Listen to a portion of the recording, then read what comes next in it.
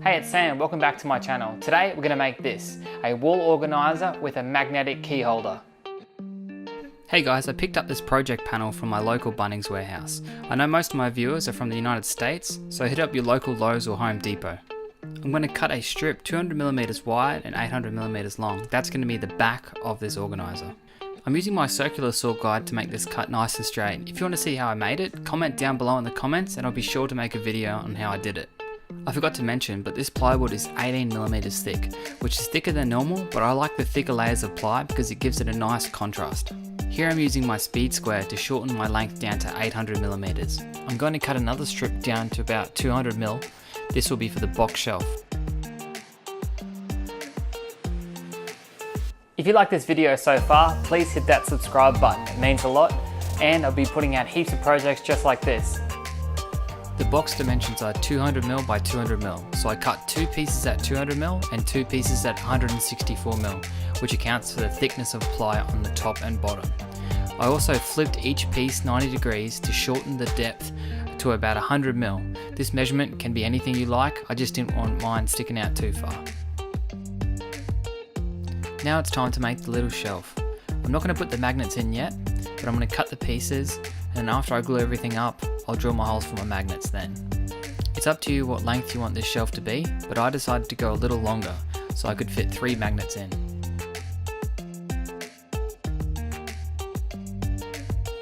I then sanded all my pieces now to make my life a little bit easier later. I only need to sand with 240 grit, because ply is pretty smooth to begin with. I glued and brad nailed the box together. If you don't have a brad nailer, screws would be perfect, and most likely even stronger.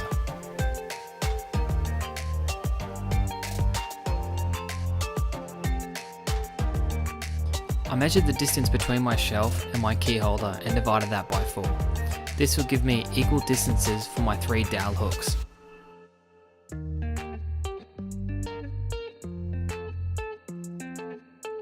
Using my speed square, I measured halfway where my marks were. This will give me my final location of my dowels. I chose to get 16mm dowel, so I had to use a 16mm spade bit and drill through those holes.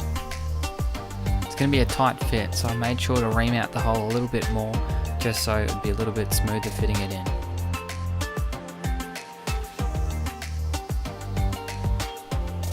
I got a length of 16mm dowel and cut it into 3 pieces, 80mm each. There was a little bit of tear out from the miter saw, so I got my orbital sander and I sanded the edges nice and smooth. Using the same process as before, I marked 3 equal distance holes. I can't remember where I got these magnets from, but I'm pretty sure I ordered 25mm, but when they came they were 28, which makes it kind of annoying due to 28 being a less common size. I didn't have a 28mm Forstner bit, but I had a 28mm spade bit, so it'll have to do. Again, I'll have to remount the hole just like I did with the dowels, just because it'll be a tight fit.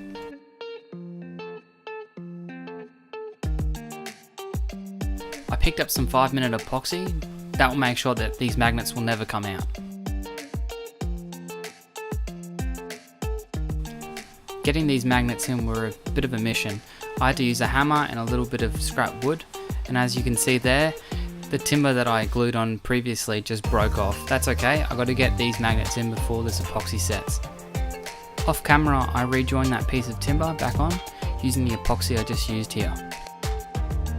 I got some painter's tape and started to design the geometric pattern, making sure to press down the edges to minimize paint seeping in during the spray painting process.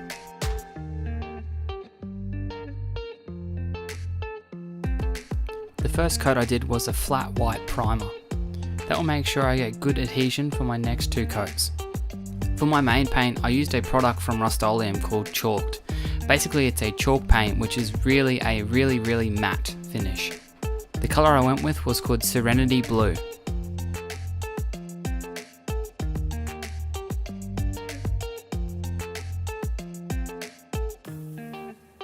I did 2 coats of that, and just when the second coat was about to be dry, I pulled off the tape, making sure that I didn't touch the bare timber underneath, otherwise that would spoil the effect.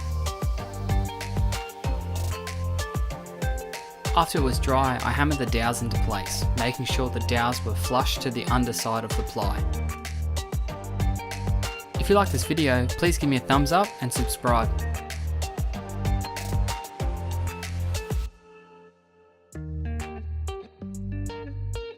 I glued and brad nailed the box shelf and also the shelf into place, making sure to wipe off any excess glue afterwards.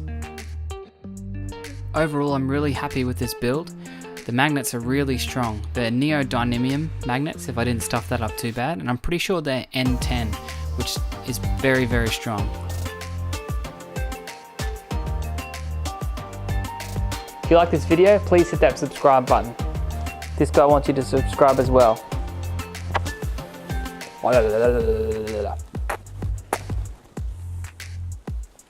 I'm off.